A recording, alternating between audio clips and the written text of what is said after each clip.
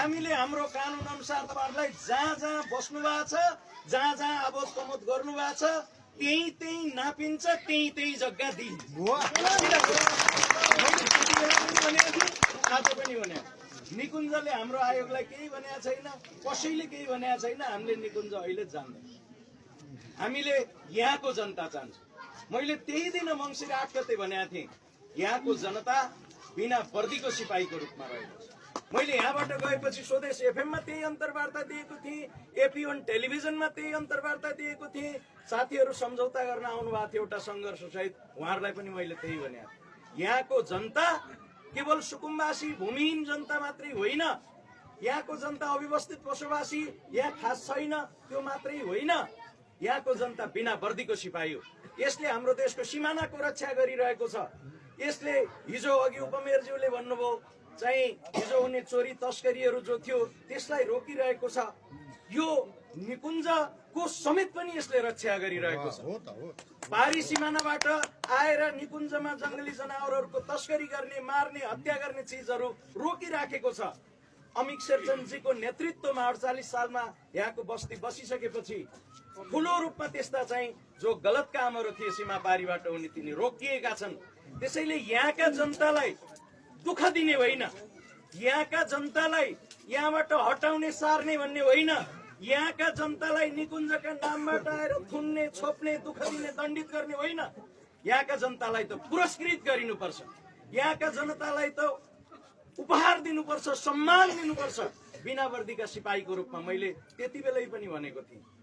यहाँहरूलाई अलिअलि अघि सरले भन्नुभयो नपत्याउने खोलाले बगाउँछ, अलिअलि पत्याउनु भएको थिएन तपाईहरुले, मलाई पनि थाहा छ। मैले त्यो दिन जुन भाषण गरेका थिएँ त्यही अनुसार 100% काम हुँदैछ।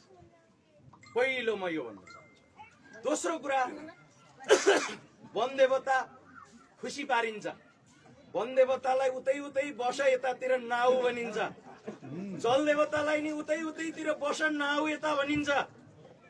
राष्ट्रपति चुरे कार्यक्रमका साथीहरूसित पनि कुरा भएको थियो। म यहाँबाट जाँदा साथ कुराकानी गरेका थिएँ। हामी केही बजेट टाल्न र जलदेवतालाई खुसी पार्न तटबन्ध गरेर उतै उनको थान उतै बनाइदिन हामी तयार छौँ भन्नुभएको छ। मेयर साहबले कुराकानी गरिराख्नु भएको छ, पहल लिइराख्नु भएको छ। उता अध्यक्ष प्रचण्डले पनि कुन योजना कसरी हाल्नुपर्छ बताउनु होला, त्यहाँ हामी तयार छौँ भनिराख्नु भएको छ। जलदेवतालाई उतै राखिन्छ, खुसी पारिन्छ, वनदेवतालाई उतै खुसी पारिन्छ, तपाईहरुलाई लाल पूर्जा हात हातमा बाँडिन्छ।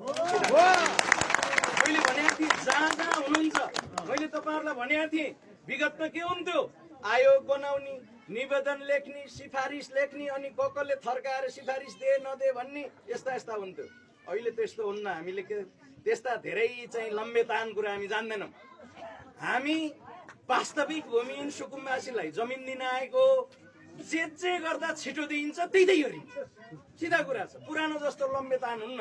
मैले त्यति बेला नि भनेको थिएँ के गरिन्छ, भोलिबाट के हुन्छ, भोलिबाट निवेदन हालिन्छ, जसको छुट्या छ उहाँहरूले निवेदन हाल्नुहुन्छ। त्यो निवेदन पनि मैले तपाईहरुलाई भनेको थिएँ, हामीले यहाँ निवेदन छापेर नि पठाएछौँ, छुट धेरै छैन भन्ने हिसाबले थोरै पठाएछौँ। त्यो निवेदन तपाईहरुले आफै घरै प्रिन्ट गरेर ल्याउन नि मिल्छ। त्यो पहिलाको जस्तो के न पैसा दिए जस्तो चाहिँ उही आयोगको ल्याउनु पर्दैन।